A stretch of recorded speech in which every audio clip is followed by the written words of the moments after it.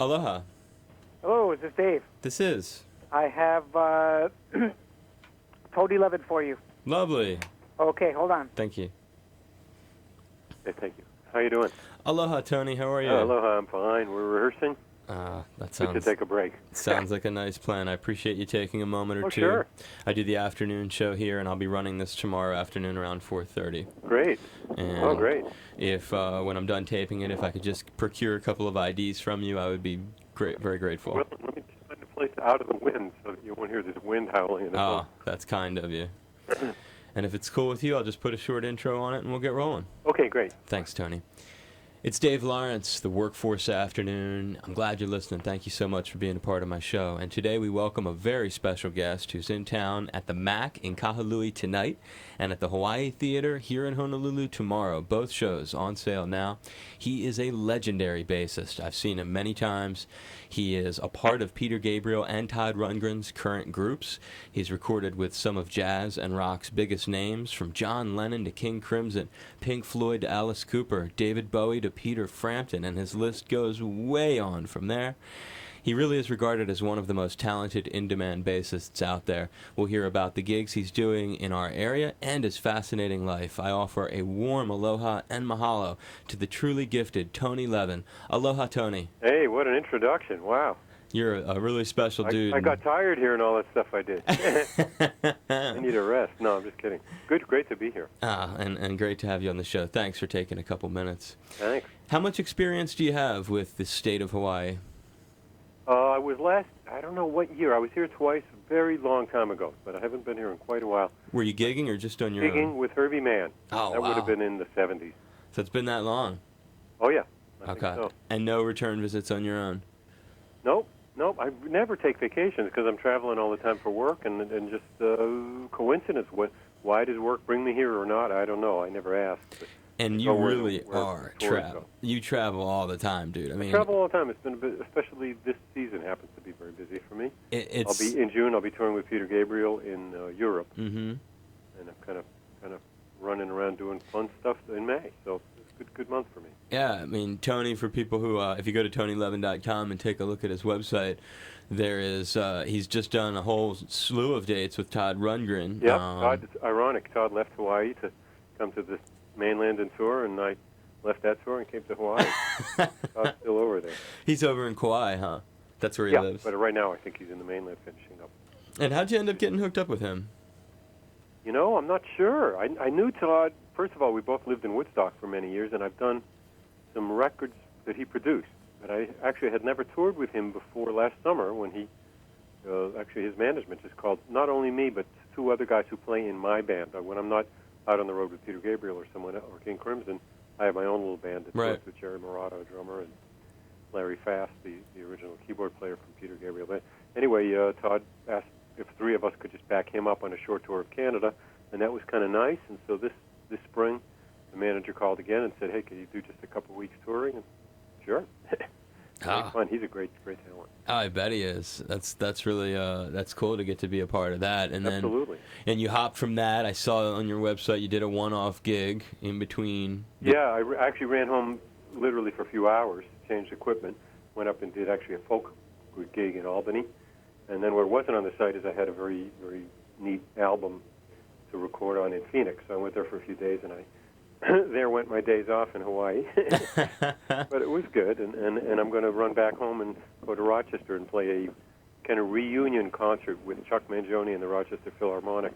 We're going to redo the concert we did back in the 70s. It'll be good fun. Yeah, I saw that on your site. And speaking of New York stuff, describe for our listeners what this show that you're doing here in our state is all about, a New York Minute with Randy Brecker and others. Yeah, well, the guitar player Joe Caro was a very successful and in-demand guitar player in New York until he moved here. He moved to Maui, I think, a couple of years ago. And, we're just good friends and good musical buddies, so he called a few people to get together and put together a concert. I thought it was a cute name. He gave it a New York Minute. Mm-hmm.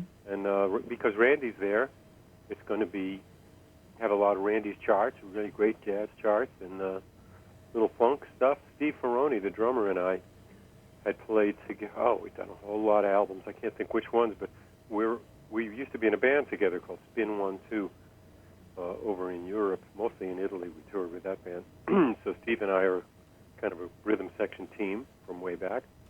And I think the last band I was in with Randy Brecker would have been a thing called White Elephant, way back when I first moved to New York. It was great. So it's good to see each other again, and we've been trading stories about that.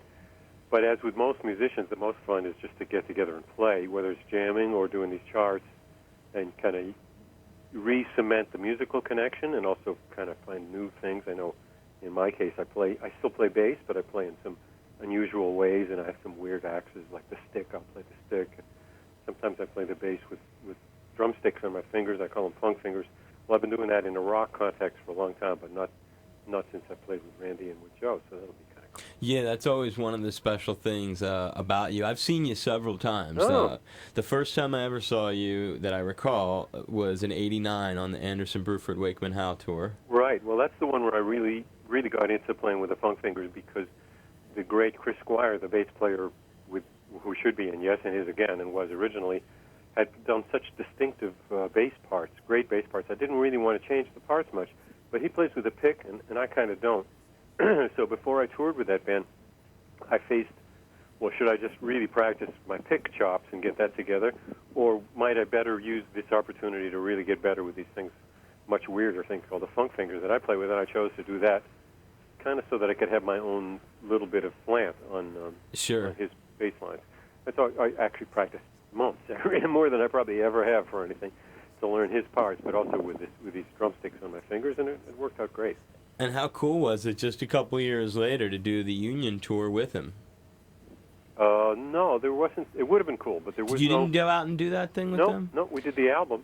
But And there was a tour, but I wasn't needed on it. He just did it all by himself? Yeah, sure. Wow. I mean, he should, I think he's great, and I had a great deal of fun in the band, but he's the one who should be in it. Yeah, no, I mean, that's a fan. I wonder why in my mind I just always... Yeah, well, the album was kind of 50-50. I played half the album, he played half of it. Right.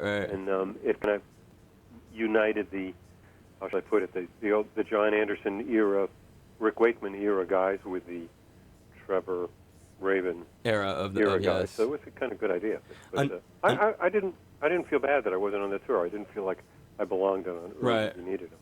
Another great tour, 94's WOMAD tour. Oh, yeah. That's ironic you should say that, because we're going to do a WOMAD anniversary concert in England in July. That's really the reason Peter Gabriel's reassembling the band and rehearsing and doing some touring. I saw that. That's just a one-off show then, huh?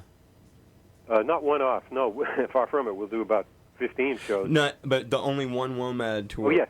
There's only one WOMAD, and that I think that I haven't spoken to him lately, but I think that's the whole reason he's doing a tour, is just to really be up and tight and together for the WOMAD. So, yeah, it means a lot to him. He loves that idea, and I do too. It's funny. The WOMAD was never quite as popular in the States as it is in Europe. The concept of bringing world musicians together, people just love it over there. So WOMAD has a kind of a bigger life there than in the States. Yeah, that was the only tour, right? 94, the only time it came here, as I recall. I'm not sure. There was one in Seattle. That's not the one. You're not talking about that. No, like that one year they went all over all the that's sheds. Right. That was the only one. And then there was a one-off show in Seattle.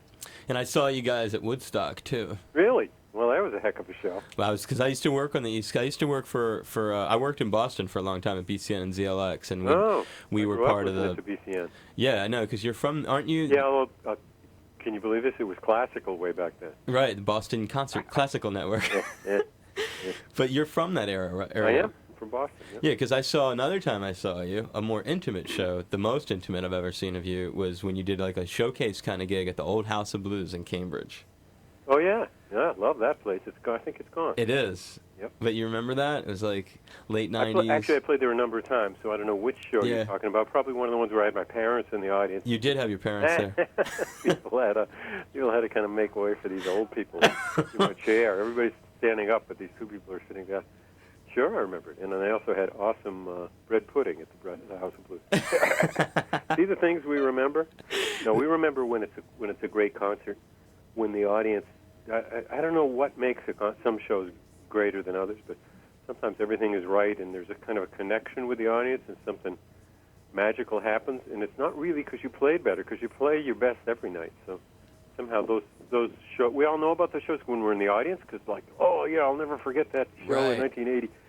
But it's the same for bands. There's some of them for some reason on a tour with 200 shows. There's 10 of them that just stand out. You remember the pudding. Well, I was kind of joking. It's true, I remember the pudding. But more important things to remember are the great shows. And there's just something magical about communicating with an audience in the language of music. Nah, you really have. You've done it with so many people. What are the tracks on Brothers in Arms from Dire Straits that you play on? I only played on one. I think I played two, and one made it on the record. And I got to say, I don't even know. You don't know which one it was? How about Momentary Lapse of Reason from Floyd? I played on all of it. All of it? Yeah. You did that whole record? Yeah. That's you In fact, on Learning to Fly. They asked me to tour with them, and for some reason I can't remember. I didn't do it. I'd probably be pretty busy out with them now. My buddy Carmine Apiece plays on one of those tracks. Oh, well, then I take it back, and I didn't play on them all. Dogs of War, he's on. Oh, no, sorry. Yes, of course. He was. I was there with him. Yeah. Yeah, mostly it's Jim Keltner, and Carmine came in for some percussion I stuff. I think we did more than one track with him, but maybe, you never know what's going to be used. Right. Kinda happens later. That's cool to know, though. You're on that whole Yeah, thing. yeah. I even played the stick on a little bit on one of them. That's a cool thing. I'll have to get on Learning to Fly and think of you. And what's your favorite of all the Peter Gabriel radio songs? What makes you like this? You're going to hear this from a lot of musicians. I'm not the only one like this. I just don't have favorites, and I don't really go back and listen to stuff I did. I just kind of like all the guys here in the band with me, and I just kind of really get focused and obsessed with what I'm doing and what I'm going to do in the future. I just rarely go back. And another thing that happens when you play on a record and then you tour, you play the song so many times live, eventually you forget what the record was like. You forget what the original tempo was. And I get that. Maybe you played a different thing. It's just kind of, it's like a person. It has a life. The song has a life. When you play it live, and you're so familiar with the person the way he is today that you just kind of don't think of him as a 5-year-old. You know? Well, if I was going to throw down a Gabriel tune to wrap up our little session on the radio, which one would you like? The ones. Could be Sledgehammer if you want to keep people lively. I really like Don't Give Up, or a quieter one. Big Time is fun because it used those funk fingers I was talking about. I would pick Sledgehammer. Sledgehammer rocks. I like that. Yeah. Tony, I really do appreciate your time, and hopefully I'll get a moment to just say hi to you at the I hope Honolulu so. show. I'm sure we will. And thank you very much. I appreciate it. It's been a I pleasure. appreciate that introduction. My head is going to be swollen. My hat doesn't fit on. I'm going to get a sunburn because of your introduction. Thank you very much. You're welcome. And would you cut a couple IDs for me? Of course. Awesome. Aloha, this is Tony Levin, and you've made an excellent choice. You're listening to my friend Dave Lawrence. Hi, this is Tony Levin. It's that hallowed, sacred time of the day. Hi, Dave. It's 4:20. Hey, Dave. It's 4:20. Hi, it's Tony Levin, and another tasty Live at 5 is coming up with Dave Lawrence. I appreciate it, Tony. I'm pleased that I got those right.